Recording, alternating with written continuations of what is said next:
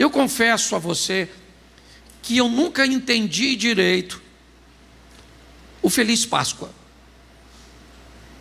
Eu não consigo entender que analogia consegue ser feita em dizer a alguém na Páscoa, Feliz Páscoa.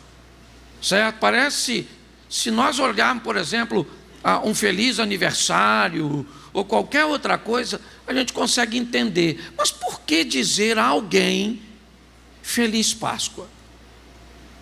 Então eu quero fazer uma reflexão rápida com vocês sobre o entendimento da Páscoa e você tire suas conclusões. Pastor, o senhor não cumprimenta? Cumprimentei um montão de gente hoje com Feliz Páscoa, por uma questão de educação.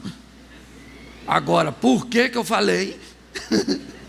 Eu confesso a você que eu não sei, tá certo? Porque eu acho que é uma expressão um pouquinho inadequada para essa situação. Êxodo capítulo 12, verso 11, 12 e 13. Assim, pois, o comereis, os vossos lombos cingidos, os vossos sapatos nos pés, o vosso cajado na mão, e o comereis apressadamente. Esta é a Páscoa do Senhor. Eu passarei pela terra do Egito esta noite, e ferirei todo o primogênito na terra do Egito, desde os homens até aos animais, e em todos os deuses do Egito farei juízos. Eu sou o Senhor. E aquele sangue vos será por sinal nas casas em que estiverdes. Vendo eu o sangue, passarei por cima de vós, e não haverá entre vós praga de mortandade, quando eu ferir a terra do Egito. Feche os seus olhos. Senhor nosso Deus e Pai, em nome de Jesus, eis aqui a tua palavra, continua falando conosco, usa-me como um canal de bênção nesta hora, pelo poder do nome de Jesus, amém. Hoje, na verdade, não é uma pregação, é uma reflexão rápida, simples, sobre essa questão da Páscoa. Vamos olhar para o início da história da humanidade, para nós que cremos no criacionismo, né, na Bíblia. Nós temos a informação de que houve uma ruptura no comportamento de um dos anjos, e por causa disso ele é banido, perde a sua forma, certo? Ele perde todos os seus benefícios. O tempo passa e Deus cria o homem, né? A sua imagem e semelhança. Não há nada que você possa fazer para que o diabo seja seu amigo. Não há nada que você possa fazer para que o diabo seja seu parceiro. Nem mesmo os satanistas conseguem êxito neste relacionamento. Porque há em todo ser humano algo que fere a Satanás. Todos nós carregamos de alguma forma a semelhança de Deus. Lidar conosco, inevitavelmente, é lidar com o Filho de Deus, com alguém que Deus criou. E para Satanás isso é inaceitável. Então o mal não tem aliados, o mal só tem relacionamentos de conveniência. E é assim que funciona. Mas, para a história tomar um vulto mais forte, esse espírito maligno, Satanás, precisa corromper essa imagem e semelhança de Deus. Precisa fazer com que este homem, certo, ele seja afetado. Então a proposta de Satanás no jardim do Éden é fazer com que o homem pratique a mesma coisa que ele fez. Porque das duas, uma.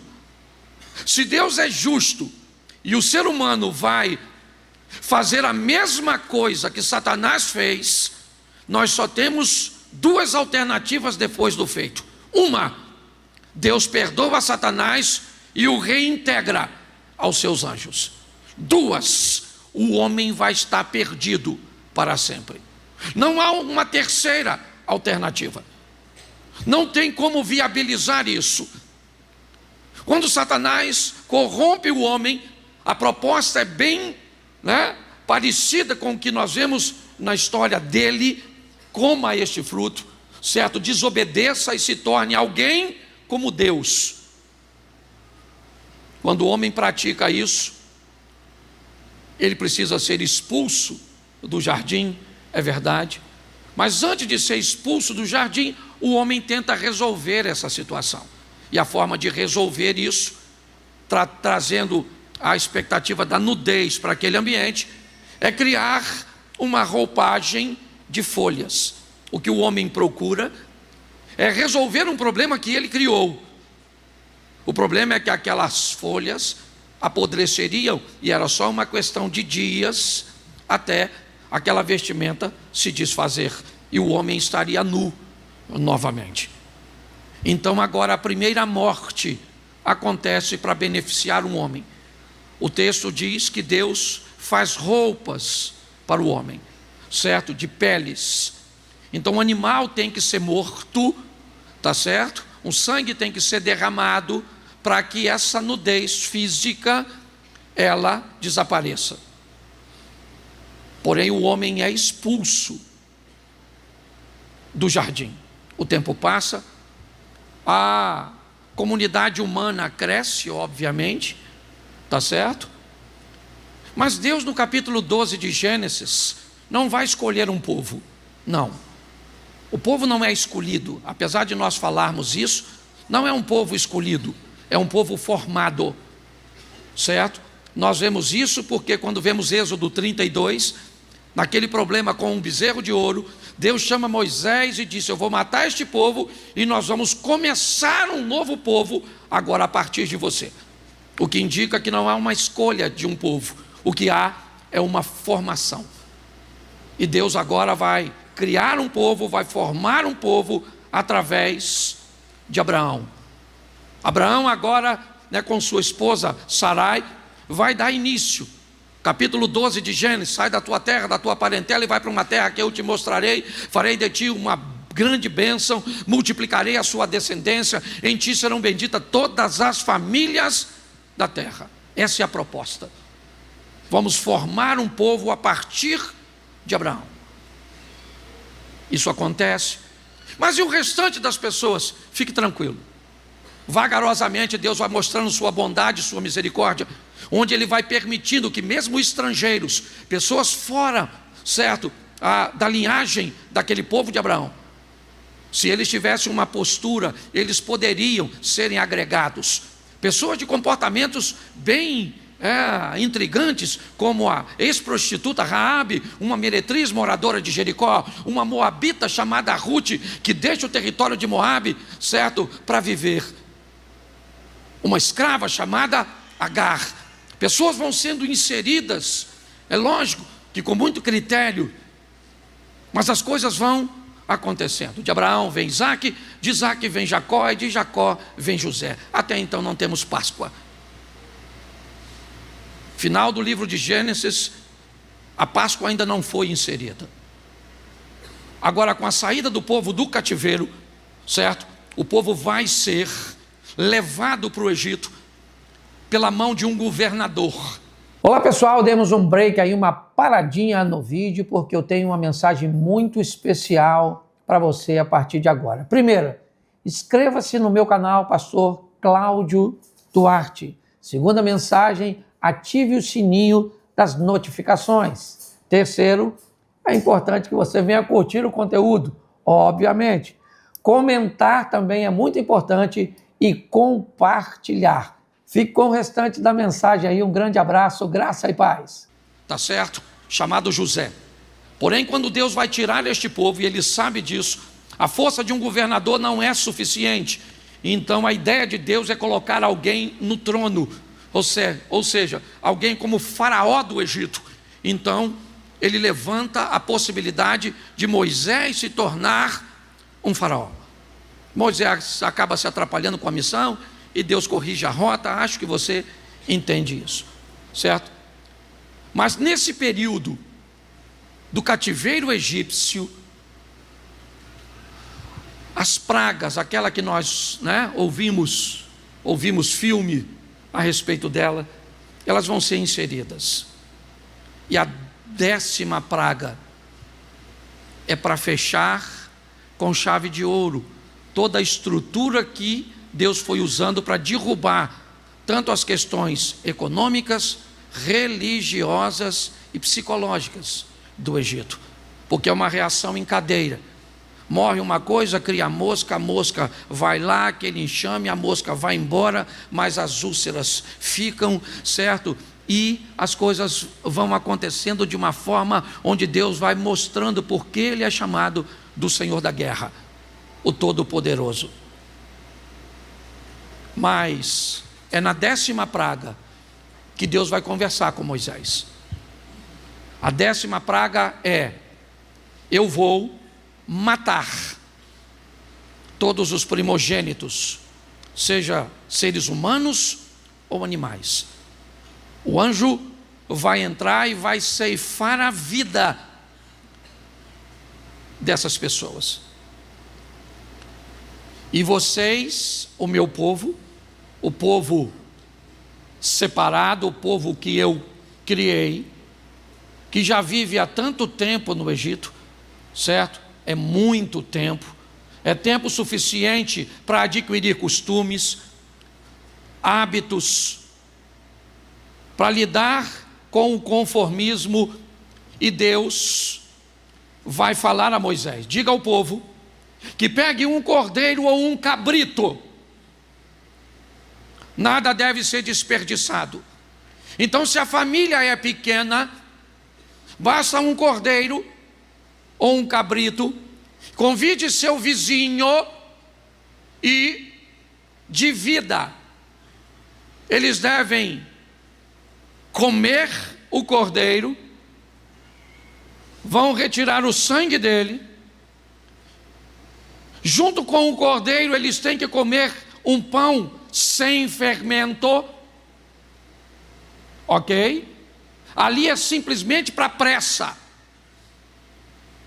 ok? Não vai fermentar, porque se precisa fermentar, precisa de tempo para fermentação, e o que vai ser feito precisa ser feito apressadamente, certo? Vamos lembrar o que está acontecendo, de onde eu estou saindo. Então, por mais conformado, por mais habilitado que vocês estejam no Egito, coloquem ervas amargas na boca, porque por mais adaptado que vocês estejam aqui, isso nunca foi o destino de vocês. Então o amargo tem que estar aqui, certo? Porque mesmo quem já acha que o Egito é doce, está enganado, porque o que eu tenho para vocês é muito mais do que o que vocês conseguiram conquistar aqui. Vão comer vestidos, sandália nos pés, cajado na mão, e comam depressa, porque esta é a Páscoa. O verso 12 e 13 vai explicar simplesmente o que é Páscoa. O que é a Páscoa, na verdade? A Páscoa é um salto, ela é um pulo, ela fala de transpassar. Eu cheguei aqui, ao invés de atingir esse, eu vou atingir o próximo, certo? É simplesmente isso. O texto vai dizer: quando o anjo vier, o que ele vai fazer? Ele vai fazer uma leitura de cada casa. E o que tem naquela casa? Duas coisas. Tem um cordeiro dentro de todos os familiares, porque todos os membros da família tinham que comer o cordeiro. Então a carne do cordeiro estava dentro deles, o cordeiro dentro deles, certo? E o sangue na porta de identificação. Havia necessidade disso? Obviamente para Deus não. Será que o anjo não saberia? É logicamente que não. certo? Não há essa necessidade. Mas se você for estudar um pouquinho isso mais de perto, e eu não vou me deter nisso, você vai ver que durante 400 anos de cativeiro, inevitavelmente os judeus adquiriram hábitos e posturas que ficavam nas portas, nos umbrais. Como os egípcios se defendiam de coisas ruins, escrevendo coisas nos umbrais das portas. Então aquele sangue marca a porta. E quando aquele sangue é visualizado, o que acontece? O anjo pula de casa. Naquela casa eu não vou entrar.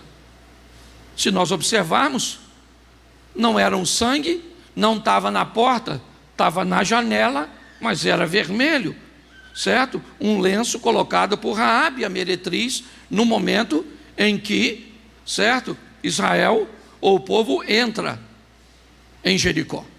Então no Velho Testamento, a história é simplesmente essa. É simples. O anjo chegou na minha casa e a minha casa tem a marca do sangue e tem o cordeiro dentro de mim. Então o anjo não entra lá.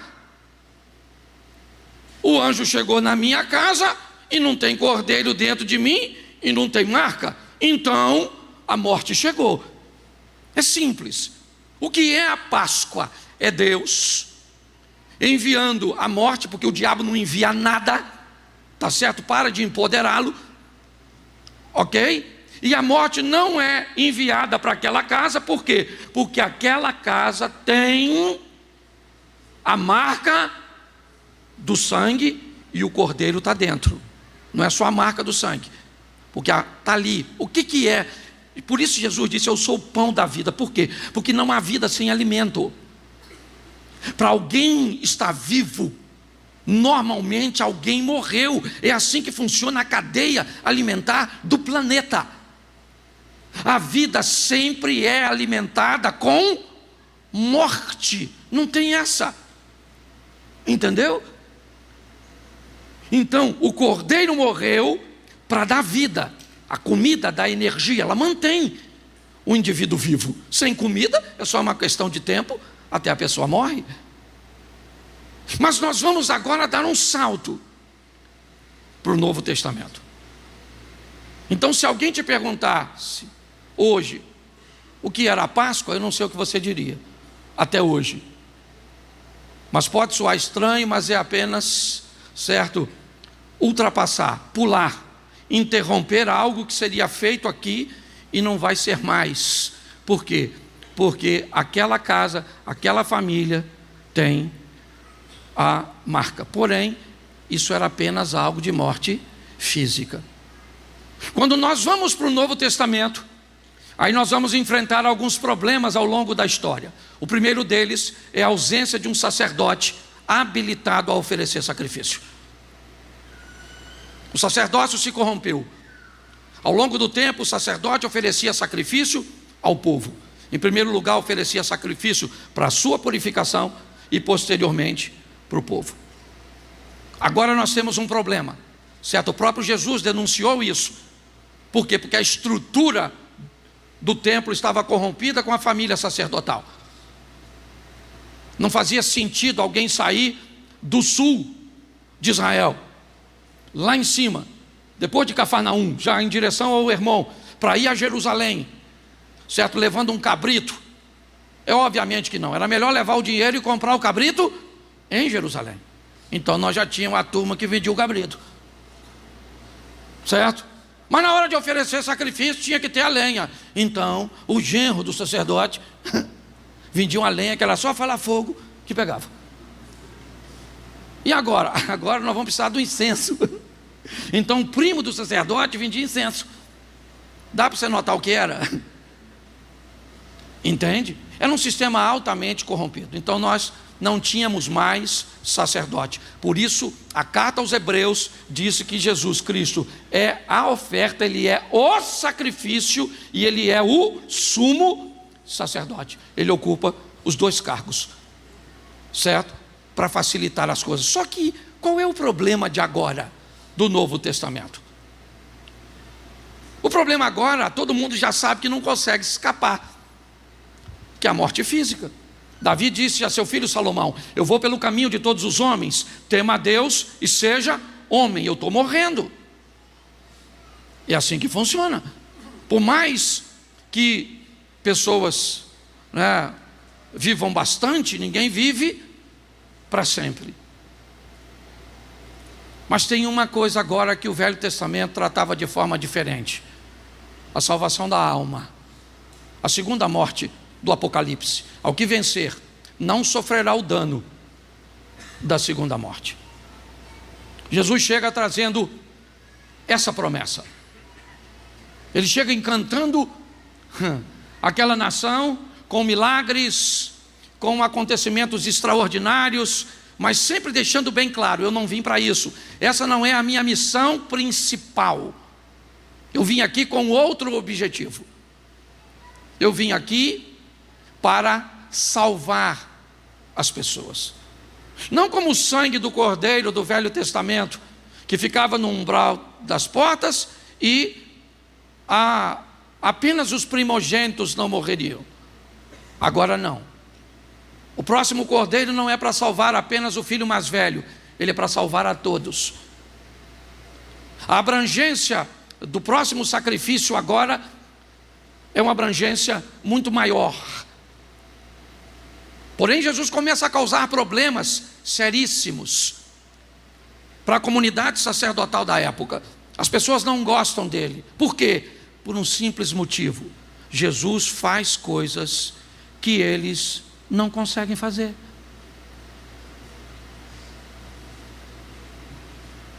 E quem não tem maturidade para viver isso, se atrapalha com sua vida.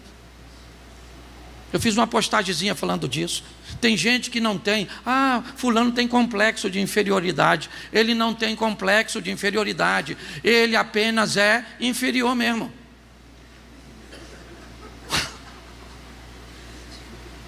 Mas a grande verdade: provavelmente você é superior a alguém em alguma coisa, e é inferior a alguém, talvez até na mesma coisa. Sempre tem alguém mais que você e menos que você. Tenha maturidade para entender isso. Entendeu? Tem gente que vai fazer coisas muito melhor que você.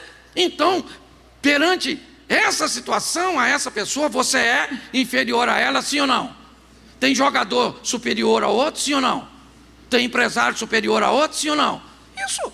Então não é complexo de inferioridade, é inferioridade mesmo. E quanto mais rápido você reconhecer isso, vai doer menos. Então, olhe só essa situação. Eles não estão conseguindo conviver com Jesus. Por quê? Porque agora Jesus é o centro das atenções. E pior, ele é humilde. Isso é que é pior. Quando você encontra alguém grande que se vê pequeno, ele vira um monstro.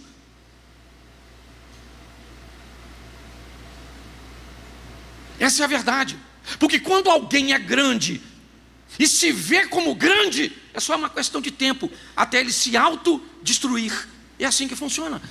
Mas quando alguém é pequeno ou é grande e se vê pequeno, quando alguém como Jesus chama seu discípulo e diz: eu vou embora e vocês vão fazer coisas muito maiores do que a que eu faço, os caras ficavam encantados com ele. Mas a comunidade sacerdotal não. As pessoas estão deixando de ir à sinagoga. As pessoas estão deixando de ter os rabinos como referência e se apegando a Jesus. No começo não é problema. Ele é um cara conversando com 50, 100 pessoas à margem, do mar, com um grupinho de pescadores, gente que não vai muito longe pelo potencial que representa. Mas à medida que aquele número vai crescendo, aquilo vai criando problemas para os sacerdotes. E Jesus começa a mostrar aos seus discípulos que ele precisa morrer. É uma informação que os discípulos não conseguem digerir muito bem. Eles não sabem como vai ser depois que Jesus partir. como as coisas vão ficar. Eles querem a segurança da presença física de Jesus. E ele está caminhando. Por quê? Porque não tem sacerdote e porque não tem sacrifício suficiente para fazer o que ele vai fazer. Ele agora vai ser o Cordeiro da Páscoa. É isso. Aquele Cordeiro do Velho Testamento, certo? Que cobria apenas um período e que era só uma questão de tempo até o pecador ter que levar outro cordeiro. Agora ele seria um sacrifício único. Com sacrifício único não precisaria mais de incenso. Com sacrifício único não precisaria mais de cordeiros. Com sacrifício único não precisaria mais de madeira. Com sacrifício único não precisaria mais de sacerdote. E se não precisa mais de nada disso, o que se faz com as pessoas que fazem isso? Eu dei uma estatística para vocês alguns cultos atrás. Cientificamente não há nenhuma capacidade do homem hoje de interferir no clima do planeta. Isso não sou eu, é a ciência. Certo? Não tem nenhuma possibilidade. Eu dei estatísticas a você de que as cidades no planeta representam um número insignificante. Mas aí a pergunta é: se isso for levado a sério, o que acontece com as organizações não governamentais que tratam desse assunto? Pare e pense. Algumas informações, às vezes elas podem ser extremamente prejudiciais para um grupo de pessoas, e pode acreditar, se elas forem, dependendo do poder que essas pessoas tenham, nós vamos ter sérios problemas. E é isso que está acontecendo aqui. A influência dos sacerdotes está sendo abalada. A comunidade sacerdotal está vivendo uma crise. A popularidade deles foi jogada no chão. Ninguém mais está querendo ir à sinagoga. O rabino, o nazareno, ele tem poderes que nenhum sacerdote tem. Ele tem autoridade, ninguém é capaz de discutir com ele. Ele conhece todos os textos do Velho Testamento. Ele foi capaz de discutir Bíblia com Satanás. Olhe bem, um ser humano discutindo Bíblia com um demônio, ou com um príncipe dos demônios. Olhe bem. Então, inevitavelmente, a estrutura está abalada. Vão começar a persegui-lo para matá-lo. Mas aí vem a Páscoa. Por quê? Porque desde Gênesis, ou desde Êxodo, a Páscoa foi instituída, matando cordeiros e matando cordeiros. Mesmo com sacerdotes falidos, indisciplinados, mas acontecia, porque girava grana. Era isso. Você está entendendo? Não podia parar, porque girava grana. Você está entendendo por que a gente hoje está aí o ovo de Páscoa, que é de coelho. Se ainda fosse ovo de pato, ovo de ganso, ovo de avestruz, mas um coelho botando ovo. Não tem problema nenhum com isso não, gente, tá certo? Eu só estou mostrando a você que isso é totalmente econômico. Agora nós temos essa situação, temos que matá-lo, mas nós temos um problema. Ele avisou que vai ressuscitar.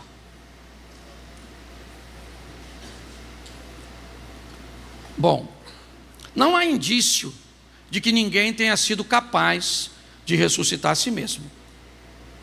Olhando para o Velho Testamento, vamos ver Eliseu ressuscitando um rapaz. Olhando para o Velho Testamento, vamos ver Elias ressuscitando um rapaz. Vamos no Novo Testamento, um pouquinho após, esse fato que eu estou citando, mas vamos ver o apóstolo Paulo ressuscitando um garoto que caiu da janela. Mas não há indício nenhum de uma pessoa que tenha sido capaz de ressuscitar a si mesmo. Alguém que consiga vencer a morte, não. Isso é coisa de filme Hollywood. de ano. Isso aí. É assim que funciona. E ele falou. Então, há um peso. Precisamos matá-lo, mas vamos ter dois problemas. Podemos causar uma revolta no povo, que dá até para controlar. Mas e se ele ressuscitar? E à medida que ele vai fazendo coisas maiores, a dúvida na mente dos sacerdotes também vai aumentando. Os discípulos estão apreensivos, com medo dele ir embora. Os sacerdotes estão apreensivos, com medo dele voltar. Quando Pôncio Pilatos, governador, diz: eu posso livrar você da morte, Jesus, numa audiência com Pôncio Pilatos, diz: escuta aqui, Pilatos, ninguém tira a minha vida, sou eu que dou.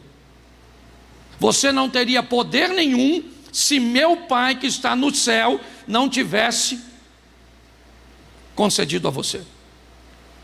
É esse tipo de conversa. É o Cordeiro de Deus, o sacerdote ou sumo sacerdote, decidindo se tornar um elemento de salvação para todos nós. Todos nós. Todos. Jesus morreu para salvar as pessoas que você gosta, as pessoas que você não gosta. Você está entendendo? Ele morreu para salvar bandido, morreu para salvar tudo. Onde tem uma alma, ela pode ser salva. Essa é a verdade. Mas chega a Páscoa. E ali então, na festa da Páscoa, Jesus vai para Jerusalém. Ele podia morrer outro dia, aliás, não precisava morrer naquela ocasião. O próprio Judas Iscariotes avisou a ele: nós não devemos ir para lá, eles estão tentando matar o Senhor. E o Senhor ainda vai para lá? Vamos com ele para morrermos? Foi o que disseram os discípulos. Então agora Jesus vai, por quê? Por livre e espontânea vontade. Ele diz: ninguém tira a minha vida, eu é que entrego. Ele vai ser crucificado, morre 3 da tarde. Se você gosta de informação, vale a pena entender, certo, que o dia do judeu começa ainda um dia antes do nosso, ou seja, certo, Jesus na verdade morre, Jesus na verdade ele é preso ali, certo, no finalzinho da quarta-feira, ou melhor, no meio da quarta-feira nossa, que já era a quinta-feira deles, porque o dia deles começa no finalzinho do raio, no último raio de sol, certo? Do dia anterior. É assim que eles contam. Então nós temos esse atraso, como hoje temos aqui fuso horário, aí 3, 4 horas, certo? É mais ou menos isso, mas é só para isso não ficar obscuro na sua mente. Mas agora ele está morto. Ele morre às 3 da tarde. Se o dia vira por volta das 5, tem que tirar ele rápido, porque é sexta-feira. E se virar o sábado, ninguém mexe nele, porque no sábado não pode fazer nada. Então um político, José de Arimateia, um senador romano, interfere e usa seu relacionamento, pega o corpo de Jesus e coloca num sepulcro. E agora os sacerdotes estão com medo. Medo de quê? Medo dele ressuscitar. E se ele ressuscita? A emenda fica pior que o soneto. E pior é a forma que Jesus vai ressuscitar.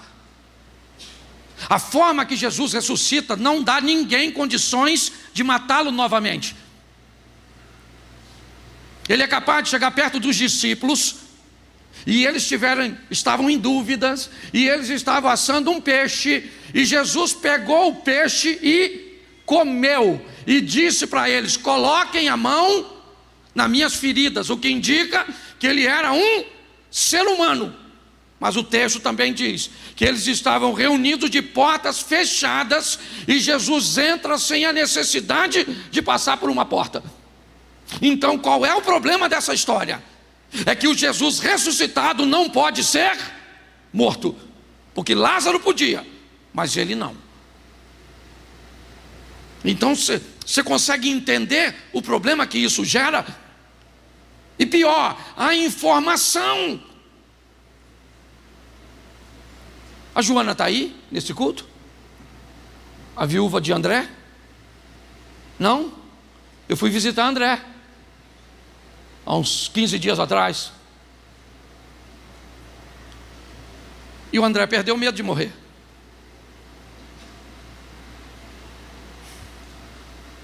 Ele perdeu o medo, Eliezer. Eu estive lá. Deus permitiu que ele visse o outro lado. E quando ele viu o outro lado, ele também não queria mais ficar aqui. Porque ele conseguiu enxergar a vida que Cristo oferece do outro lado. A esposa olhou para mim, os irmãos dele estavam lá, e eu falei, ele vai embora, ele não vai ficar mais. Ele não vai querer ficar mais com a gente, porque ele já descobriu o que tem do outro lado. Para ele não é mais uma insegurança, ele não tem mais medo, ele não tem mais nada. Ele descobriu que ele vai ouvir do outro lado: vinde bendito do meu Pai e recebei por herança. Essa é a verdade. Então agora Jesus ressuscita, finalzinho de Mateus. E a forma que acontece é que é extraordinária. Os guardas tomam conta, o anjo aparece, os guardas não têm como oferecer nenhuma resistência aos anjos, então eles se deitam num processo de rendição, estão totalmente conscientes, porém deitados. Eles conseguem enxergar tudo o que está acontecendo, a pedra é removida. Jesus então sai do túmulo e ressuscita. Os guardas então vão embora correndo avisar aos sacerdotes, e o anjo fica no local. Chegam as mulheres procurando o corpo de Jesus. Cadê o defunto que estava aqui? O que elas ouvem do anjo é: por que buscais entre os mortos aquele que vive? Ele não está aqui, ele ressuscitou. Diga aos discípulos de Jesus e a Pedro, note, a expressão a Pedro é extraordinária. Quando o anjo diz, diga aos discípulos dele, e diga também a Pedro, o texto indica que Pedro não está junto com os discípulos. Provavelmente pela situação que enfrentou, o impacto de ter vivido com Jesus na casa dele quase 3 anos e ter feito o que fez. Mas Jesus mandou chamá-lo de volta. E eu acho que você sabe o que Jesus fez com ele depois, dando a ele outra oportunidade. Mas o mais excelente disso, meus irmãos, é o seguinte: é conseguir vencer a segunda morte. A primeira morte acontece quando o espírito se separa do corpo. O espírito se separa do corpo, o espírito volta para Deus. O espírito é dele, é a vida, certo? E o corpo cai. O corpo vai voltar para o pó, mas nós temos a alma. E ela que é o grande desafio.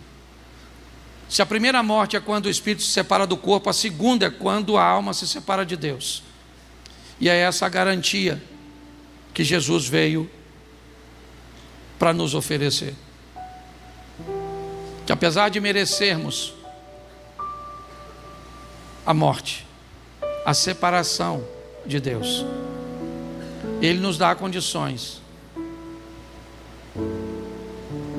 de termos vida. Isso é muito confuso,